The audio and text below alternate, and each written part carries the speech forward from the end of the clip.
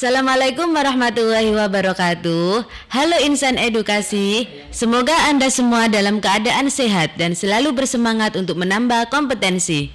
Senang sekali saya Adia Nur Alfiatin menemani Anda kembali pada acara podcast Kabar Pendidikan yang dipersembahkan oleh UPTTIKP Dinas Pendidikan Provinsi Jawa Timur. Pada episode kali ini, kita akan membahas tentang pengembangan media pembelajaran berbasis Android. Mabit, mari belajar ilmu tajwid. Telah bergabung bersama kami via Zoom Bapak Abdul Muiz. Beliau adalah guru dari SMAN 1 Yosowilangon, Kabupaten Lumajang. Mari kita sapa beliaunya terlebih dahulu. Assalamualaikum Bapak. Waalaikumsalam warahmatullahi wabarakatuh. Bagaimana keadaan hari ini Bapak? Selamat pagi juga. Alhamdulillah sehat luar biasa. Alhamdulillah. Ini langsung ke pertanyaan pertama Bapak ya. Siap. Hal apa yang mendasari Bapak mengangkat tema dalam lomba tersebut? Mohon dijelaskan sedikit. Jadi di SMAN 1 Yosowilangon itu input peserta didik terutama itu kan beragam dan kompleks. Sekolah saya itu berada di perbatasan ya antara Lumajang dengan Jember. Nah ini yang menyebabkan kemudian banyak sekali peserta didik yang memiliki kemampuan yang rendah dalam membaca teks Arab. Karena saya guru pendidikan agama Islam, jadi terutama Al-Quran dan rendahnya kemampuan peserta didik dalam membaca teks Al-Quran ini kemudian yang mendasari saya membuat media pembelajaran yang kemudian disebut Mabit. Persiapan apa yang disiapkan sewaktu sebelum mengikuti lomba Bapak?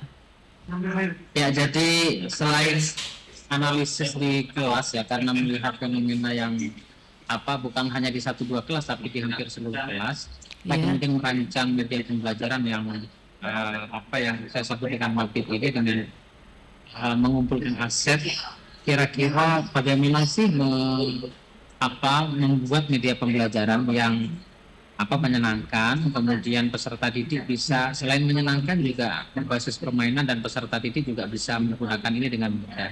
Nah, persiapan itu dilakukan mulai dari menentukan aset media, kemudian melakukan rekaman, kemudian menyusun membuat media dengan menggunakan aplikasi yang setelah media itu jadi kemudian saya uji cobakan. Sebelum diuji cobakan di sebuah kelas, terlebih dahulu dicobakan di lingkup yang kecil. Nah ini untuk minimalisir kesalahan atau nanti media itu tidak berfungsi dengan maksimal. Gitu Mbak Dian. Ini pembuatan media pembelajarannya khususnya untuk kelas berapa Bapak? Dan untuk mapel apa ya? Kelas 10 dan kelas 11. Jadi karena materi atau aspek Al-Quran itu ada di setiap kelas ya. Jadi kalau di mata pelajaran PAI itu kan aspek Al-Quran itu di bab pertama. Sehingga di kelas 10, 11 dan 12 materi ini bisa digunakan. Tapi waktu itu saya praktekkan di kelas 10 dan kelas 11. Baik Bapak, apa kendala yang dihadapi pada saat persiapan dan pelaksanaan lomba Bapak? Kalau kendala saat siapkan jadi sebelum lomba dilaksanakan, yang pertama begini, saya kesulitan ketika pertama kali media ini kalau dicobakan kepada anak-anak hasilnya ternyata tidak maksimal. Ya. Nah, di tahap persiapan ini kemudian ada revisi, ada perbaikan, ada penyempurnaan dari media itu. Nah, kemudian baru dicobakan di lingkup yang lebih luas ya. Sehingga kemudian hasilnya baru terlihat. Nah, saat pelaksanaan lomba karena media ini menurut saya itu sudah baik, sudah sempurna, sehingga ketika presentasi di depan dewan juri waktu itu Pak, kenapa kok membuat media ini dan seterusnya, kemudian prakteknya di kelas seperti apa, tidak ada kesulitan yang berarti. Ini model media pembelajarannya dalam bentuk aplikasi atau dalam bentuk video Bapak? Jadi media pembelajaran ini berbasis web Mbak Dian. Jadi bisa ada 2 versi ya. Jadi yang pertama versi website, kemudian anak-anak bisa mengaksesnya dengan menggunakan link. Kemudian yang kedua berbasis aplikasi Android atau APK. Tapi karena di di tempat saya di SMA 1 saya bilang itu kebanyakan anak-anak kalau menginstal aplikasi itu memori tidak cukup gitu ya di HP itu, sehingga saya menyiasati dengan dua alternatif. Jika tidak menginstal aplikasi, dapat diakses melalui website yang linknya sudah saya sematkan, sehingga tinggal klik link saja itu juga aplikasinya bisa berjalan di HP maupun di laptop.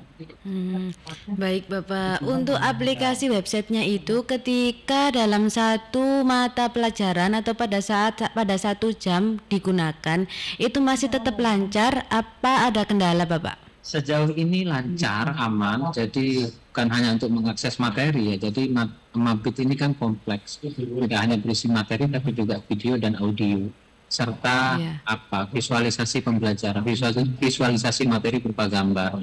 Selama digunakan oleh peserta itu dalam satu kelas, selama ini saya coba tidak ada kendala, tidak ada masalah, jadi lancar ya digunakan oleh peserta itu lancar sampai kemudian selesai jam pembelajaran, kemudian hasil evaluasi juga dilakukan, mengerjakan soal, main games dengan yang ada di dalam aplikasi itu bisa lancar digunakan.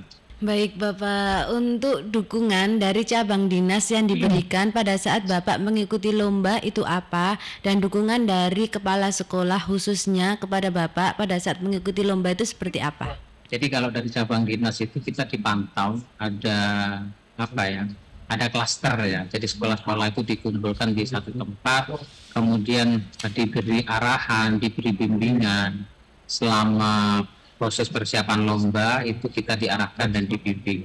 Termasuk motivasi dari kepala cabang kita sendiri. Kemudian dari sekolah, kalau dukungan dari sekolah saya rasa jelas kepala-sekolah itu dukung banget ya, terutama menyiapkan sarana dan prasarana, kemudian mengajak berdiskusi, sharing dengan rekan sejawat, mengevaluasi ya setiap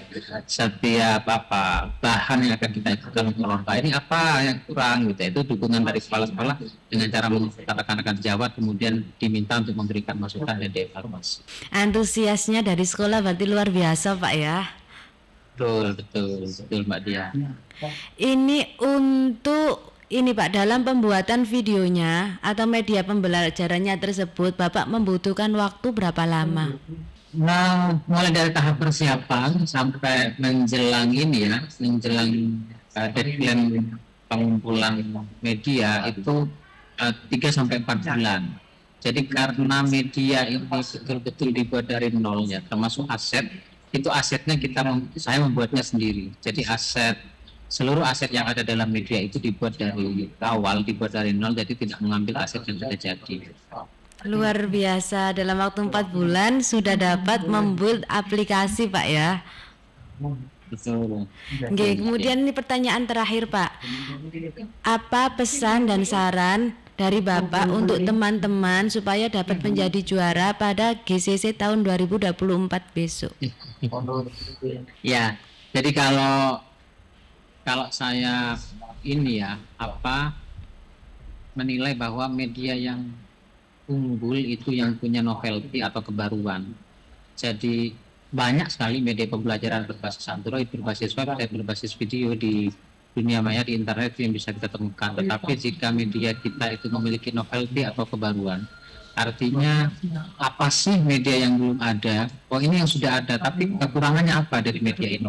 Saya rasa setiap kita memiliki inovasi dan kreativitas, sehingga saya menyampaikan bahwa novelty atau kebaruan dari media itu akan menjadi nilai tambah bagi kita nanti ketika mengikuti lomba. Baik Bapak, terima kasih atas waktunya berkenan datang dan hadir dalam podcast kami Pak ya. Mohon maaf jika ada salah kata, dan selamat beraktivitas kembali Bapak. Sama-sama. Oke, Insan Edukasi, tak terasa podcast Kabar Pendidikan telah usai. Saya Adia Nur Alfiatin pamit undur diri. Jangan lupa like, komen, subscribe YouTube UPT TIKP Dindik Jatim. Wassalamualaikum warahmatullahi wabarakatuh. Salam Edutech, UPT TIKP terus maju dan inovatif.